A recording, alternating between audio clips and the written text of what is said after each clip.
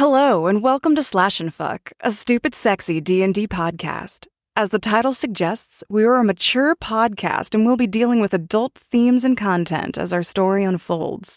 That said, if you're interested in our character's early development, please continue listening to our Foreplay episodes. But if you'd like to jump into the slashing and fucking, feel free to go straight to episode 1. I'll have a recap waiting for you there. Now that my pesky announcements are out of the way, let's get playing.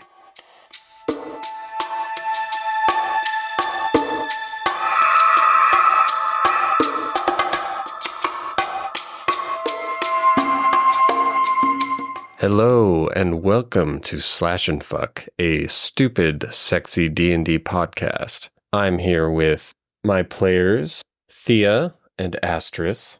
Hey, I'm Crit. I'm playing Astris, a half-elf warrior. She, her pronouns. And I'm Cap. I'll be playing Thea, a tiefling bard. She, her pronouns. Very nice. Now, before we begin, I'd like to give a bit of an intro to the world that you'll be playing in. In the distant past, the world was torn asunder by war. Gods and mortals alike had fallen to wickedness and depravity, and whatever delicate balance that held the world together fractured and fell to ruin. Legends tell of a land whole, filled with the gods and their varied offspring, meeting, trading, and making merry. Magic filled the lives of every denizen, eliminating hunger, hardship, and struggle. No longer. Countless lives, societies, cultures, and entire histories were destroyed in the great upheaval. The skies themselves fractured, leaving behind a hypnotic river of pastels, flowing and sparkling lights in the north, and a progressively darkening sky to the south, with the deep blood-red line along the mountainous horizon seen at all times of day and night. The land itself, now known as El Minel, is uncharted and dangerous. Roads and more hospitable terrain were slowly cleared between settlements as the most organized and armed organization in the world, the Covenant of Purity, attempted to tame and reclaim the ruined land. Few settlements exist, and most do not know life outside of their villages. Today, magic, relics, and ancient artifacts are shunned by the Covenant of Purity. Merchants who deal in these items and those who trade with them are looked down upon as openly cavorting with the wickedness of the past that brought them all ruin. Society within the bounds of the church is puritanical and militaristic. Its strong-armed approach to maintaining order has been the only success people of this land have seen in living memory. Roving gangs of slavers, mercenary companies, and bandits populate the countryside outside of the Covenant settlements, preying upon travelers and vulnerable merchants. Further into the wilderness, the danger becomes exponentially worse, as legends tell of witches, monsters, fey creatures, vampires, demons, and worse. From Covenant-controlled Dawn's Light in the Midlands, the training grounds for squires, knights, and paladins, to Haven, the smaller and younger village in the Pioneer North. Here, the village of Haven sits nestled up against the north side of a twisted bank of the Aurora, a great river that snakes its way south through the impenetrable fey darkwoods that loom above the village. Welcome to Haven. So, Thea, it is Saturday night at the Chalice, the very busy inn in Haven, and it is packed full of people to see Synesthesia, the resident bard, you. They've all been hooting and hollering. They've been loving your set. You know, you're having a drink. The crowd is chanting along for you, and you're nearing the end of your set. Would you like to describe yourself? The woman the crowd sees before them is a buxom, twilight-skinned tiefling. She's wearing little enough fabric that her dusting of deep purple freckles can be seen in the first few rows back. As she fusses with her lute, a few lucky patrons even catch a glimpse of the birthmark all the way up her inner thigh. She holds up a hand as she drinks from her mug, her long dark hair cascading down her back, with her throat and ample chest in full view. "This is my last song of the night. I better see all of you getting into it." She laughs and winks at the crowd. Her striking golden eyes look out on the crowd as she takes a deep breath before letting her resonant voice fill the room. Thea leads them in a song they know well, the golden jewelry on her crescent horns catching the light and bouncing it on the walls. She dances her way across the stage, her long spade-tipped tail swaying in time with the music. By the time the song's over, she's sweating and near out of breath. She chugs the last of her ale, and with a satisfied sigh, she throws the empty mug to the floor. Thank you, and good night, everyone. Tip your bartenders. The crowd cheers and boos at the same time, not wanting your set to end. Many, if not all, who had a drink in their hand drank along with you, finished at the same time, and a lot of them smashed their mugs on the ground, which Mama Grizz is not very happy about. But you bring the money in, so... Yeah, the energy has reached a fever pitch as you go into the last song of the night, and it's everybody's favorite, very raunchy, jaunty, lock arms and swing your beers around type of song. You can feel the energy in the air and the almost taste the lust on these drunken fools as they're waiting for this song to be over and the party's just beginning for them. You finish out strong. You know, you somehow end up with another mug of beer while you're performing and you threw it everywhere. Everybody's cheering, clapping, and hugging each other. And you make your way off stage. And where do you go from there? Head to the back room? Hide out for a little bit? Yeah, she goes sort of back into the dressing room to change, decompress, and try to wait out Glenward. Yeah, unsuccessfully. Glenward. Yeah, good luck with that. Well, while you're in the back room waiting, let's see what Astris is up to. So, Astris, you are on another night shift as a town guard. It's very cold, and it's been cold for months. And it's also raining. It's been raining for months as well. So you do this several nights a week, right? How many nights a week would you say is in your work schedule? I think like 6, but in rotating, it's like 6 with 2 days off and then another 6 days on. So it's not really a weekend so much as occasional, very long rest. Right. And your shifts are like 12 to 18 hours. And so, yeah, you suit up and get ready for another shift, keeping the streets safe in Haven. You always make sure to take the same route every time, just so that you are able to be found just in case of emergency. You know, they always know where the guard is and where the guard isn't.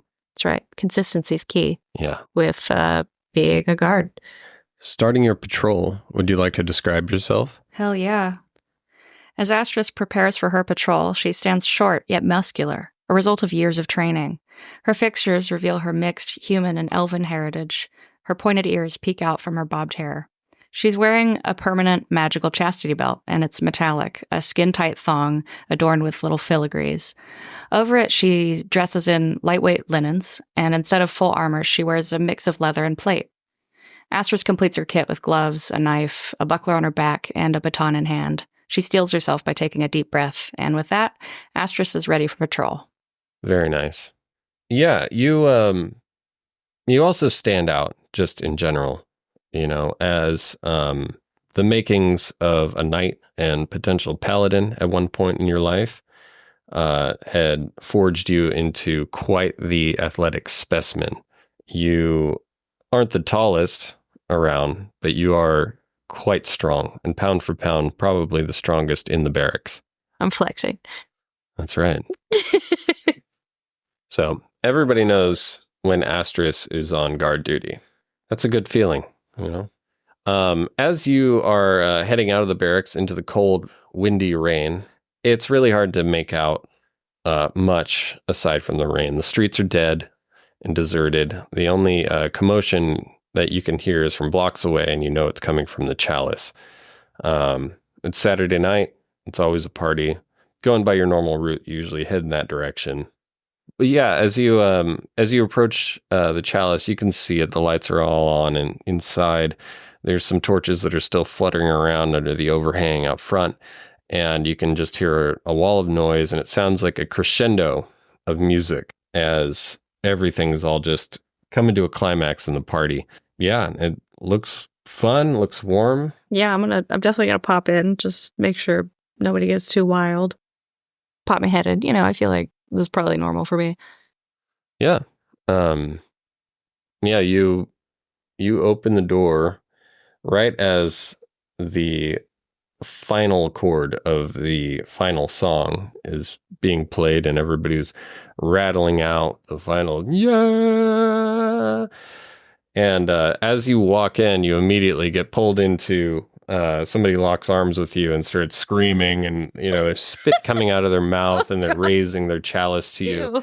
And smiling, and everybody's kind of they're moving back and forth, and you're, without realizing, just kind of moving back and forth with the crowd. But you see Thea up on stage, and she looks fantastic. She has a huge smile on her face. There's her skin is glistening with sweat, but it just looks real good. Everything about her is this presentation. She's just got it, and she's up there, and she Sparkly. finishes a beer that she's got, and she slams it on the ground, and then she kind of disappears off the stage and into the crowd, and you seem to lose track of her unless you're trying to keep an eye on her. But everybody's cheering, and Nobody's like picking any pockets while like people are like, cavorting, right? Yeah, roll a perception check. Oh, sorry. 19. All right. Yeah, everybody's really distracted, which is the ideal time for you to keep an eye out. First you check yourself, and then you look around. You don't see anybody pickpocketing, but you do see Thea. She went around behind the bar and ducked behind Mama Grizz, and went to one of the back doors through there. And as the door is closing behind her, you see somebody who is standing behind the door, a short, squat man with kind of a balding hairline. It's just really thin hair on a sweaty man, and he doesn't make the sweat look good. But he doesn't look like he's partying, so as he's waiting. And he's there wearing like a tweed suit and holding some assorted flowers that look like they weren't really cut or anything, just kind of pulled right up out of the ground. And yeah, he looks kind of nervous. I want to go up to him. Okay. Like, excuse me. All right. So you make your way through the crowd, which actually takes you a little, like a minute. And you've got your eye on him. Yeah. Like, where'd he get those fucking flowers? The second you notice him, he notices you. Like he just, like, you both make eye contact, and you just start walking through the crowd, not breaking eye contact with him. And he is well aware that you're approaching him. He looks even more nervous, starts looking back and forth, and tries to like hide further in the corner and look smaller as you approach. But you do approach. Oh, this is great. Yeah, I want to look tall and big. Yeah, he's pretending like he, trying to act natural, looking around, looking at the floor, anywhere but you. Hey, excuse me. Where'd you get those flowers? They're wild flowers. Wildflowers from the wilderness. Are they? Yes. Where else would they grow? What? You don't look like you could handle it out in the wilderness, buddy. No offense. I try. What are you?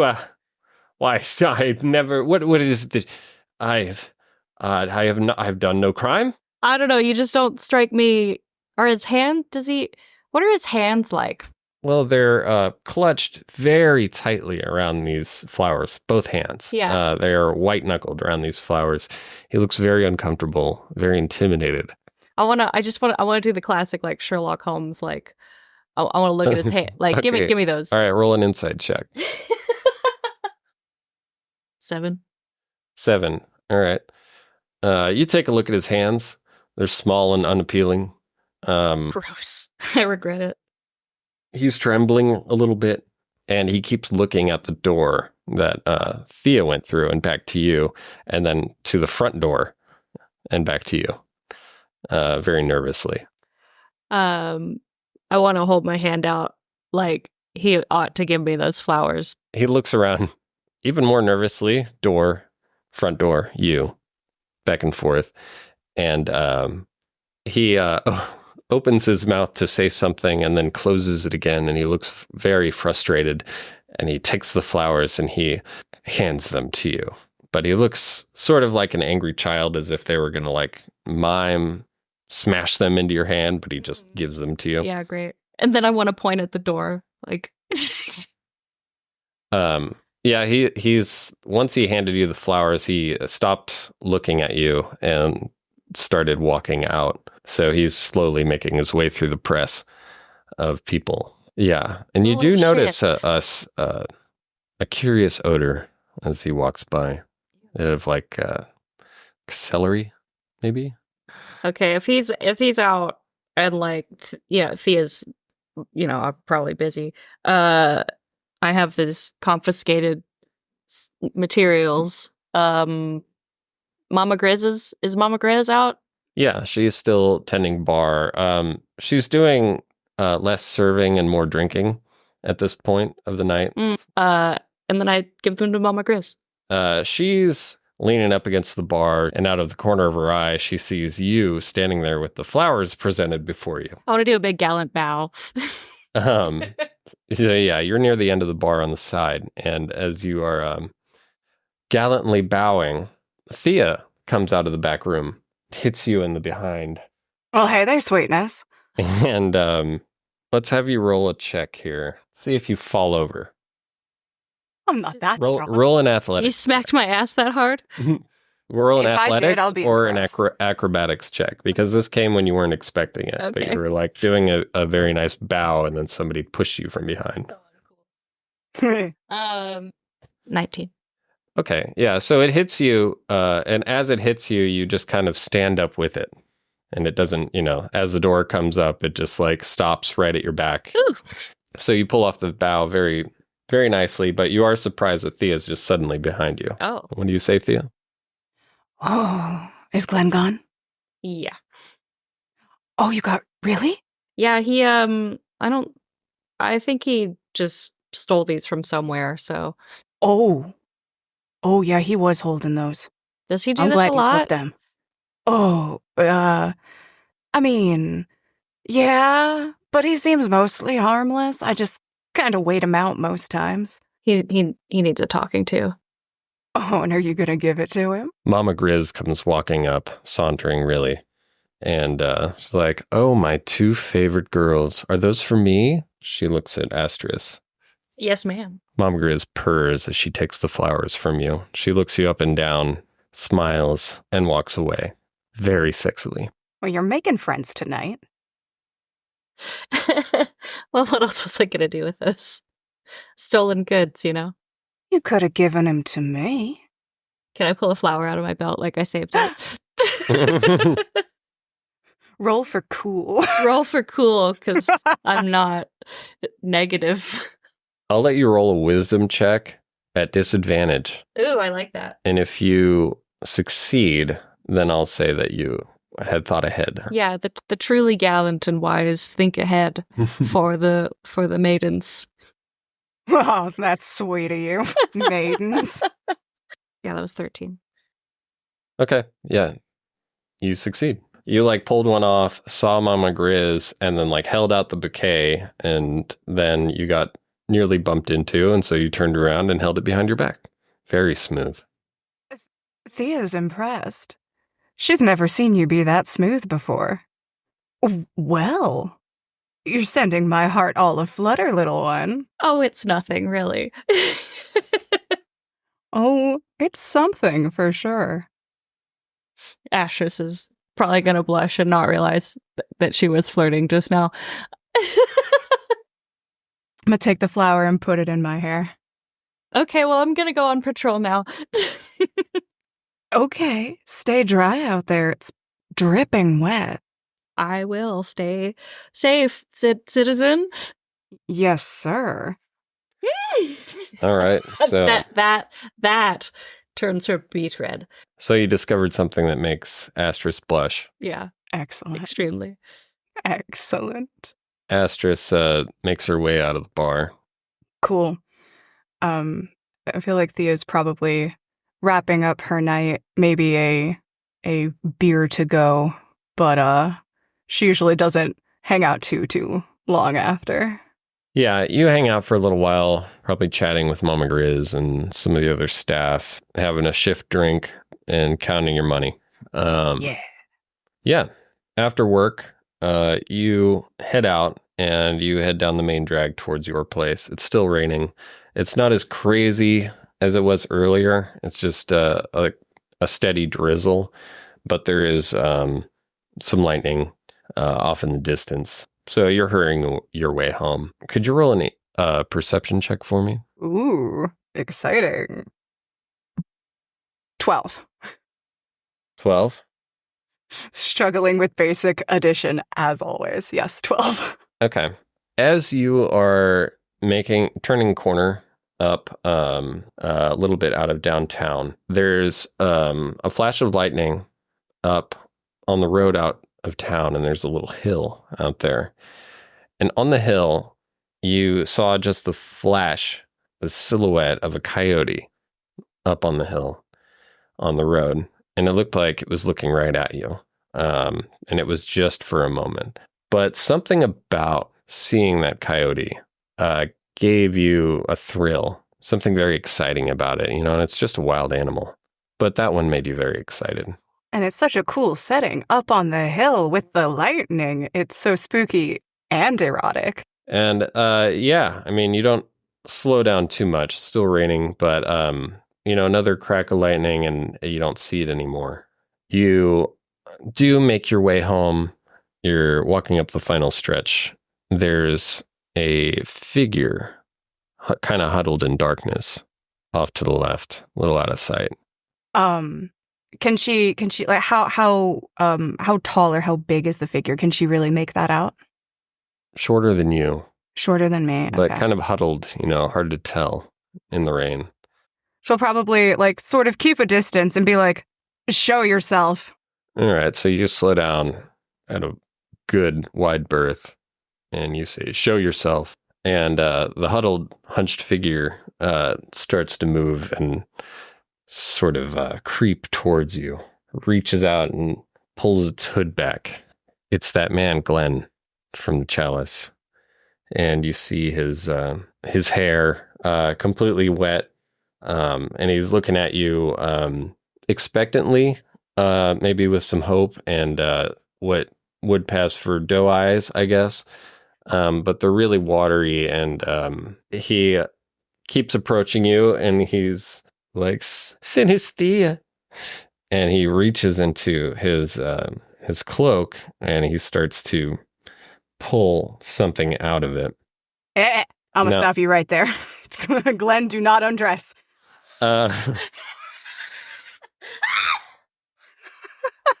Astris, you've been watching this the whole time. My protectora. You made sure that Thea was safe getting home tonight. As you heard "show yourself" and you started to get ready. Yeah, you see a man who took his hood back a little bit, but you can't get a good read on him. But he's reaching into his robe right now. What do you do? Oh my god, he's got a gun. Is it a gun? I know. How far away am I? Draw. I'd say you're about 15, 20 feet away in the alley across. Yeah, I want to get the fuck over there and apprehend this hooligan. Are you gonna spear tackle him? Yes, I love that. Yes, yeah, just fully taking a bullet for the president. All right, let's everybody roll initiative. This is a freaking We're rolling initiative. She is a celebrity. She's the only interesting thing in this town. All right, we're rolling initiative, and you're getting a surprise round. Yes. Here you go. Oh, natural 20. Oh, beautiful. Plus 2, 22. I rolled a 1. Good thing you have surprise. You get the surprise round. Yeah, and just to make it clear, the only things that a 1 auto fails on in my games are saves. All right. Yeah, so I'm All right, so roll. going first, but last. All right, so you're going to be rolling a. So you're charging. All right, I'm going to add a little flavor because Bull Rush used to have a lot of options. Now it just pushes somebody around, but I'm going to give you those options. It's going to be an opposed strength check, and you're going to be rolling your strength +2 because you're charging. You are gonna murder Glenn. And if you succeed, you can Strength +2? Yeah, Okay. plus whatever, yeah, your modifier. So a dirty 20. Okay. Now I'll roll mine, and if you succeed, then you can choose to push him 5 feet in the opposite direction you're going, or in the direction you're going, or knock him down, like tackle him to the ground. He didn't see you coming. He didn't hear you coming. It was too loud, too dark, and was the last thing he was expecting when he was pulling out a flower from inside of his robe. Not that you can see that, because you hit him like right around the back of his ribs, under his armpit, and his body kind of bows out as you run into him at a full 18 miles an hour with your shoulder digging into his ribs, and you hear a crunching noise as a lot of his body just gives under the immense forces of an elite guard in their armor, tackling to stop. I want him on the ground. Okay. Yeah. He goes wherever you want him to, and you put him on the ground violently. So much so, and with such skill, that when you hit him, you didn't go down with him. You just kind of, the force of the impact stopped you, and you got to stand up very gracefully as he just smacks into the ground at a comic speed. And I'm standing? Yeah, you're standing up facing Thea. Are you okay? Well, you're not Glenn.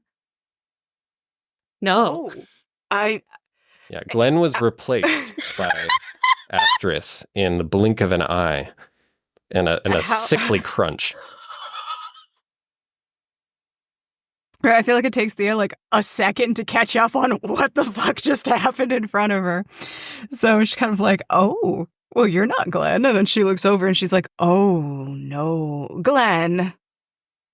Yeah, to Glenn, put this okay? into perspective, you had a moment where you were afraid, and then you're like, oh, God, it's Glenn. And then he's reaching to you're like, oh, no, he's going to show me his penis. Yeah, pretty much. And then he's gone, and Astris is in front of you. And it's this small little roller coaster of emotion.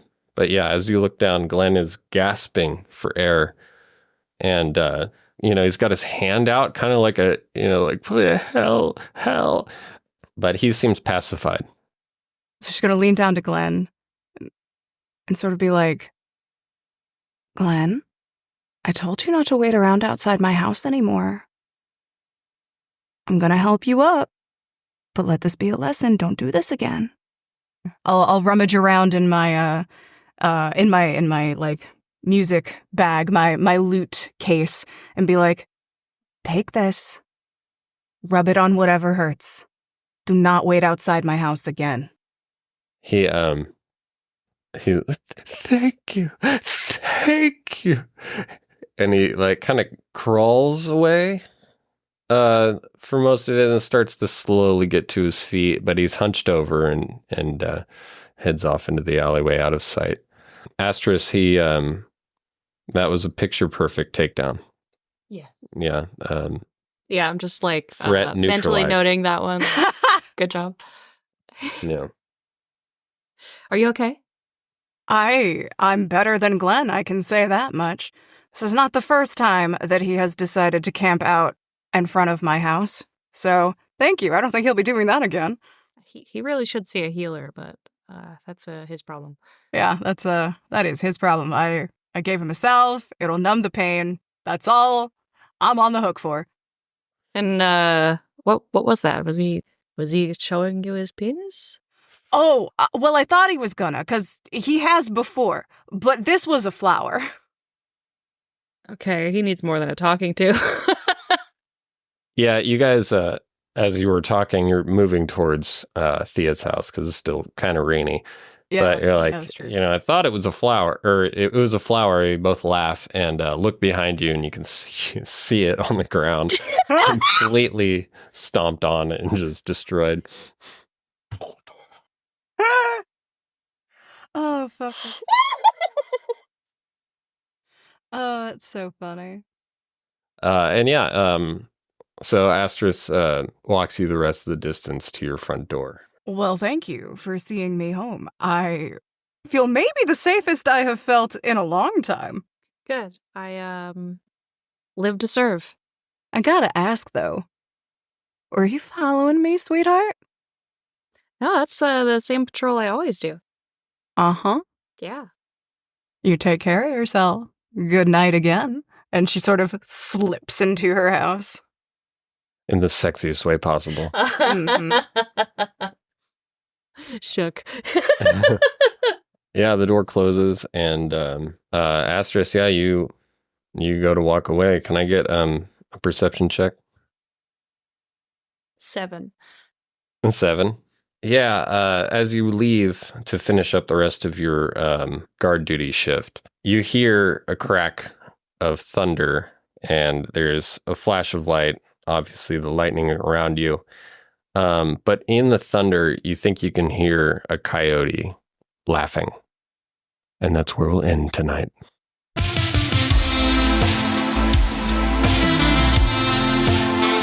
Hey, y'all. Thanks for listening to the first episode of our podcast.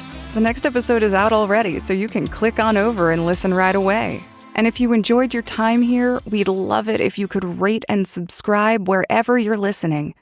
And we'd extra love it if you brought a friend next time. See you at the end of the next episode.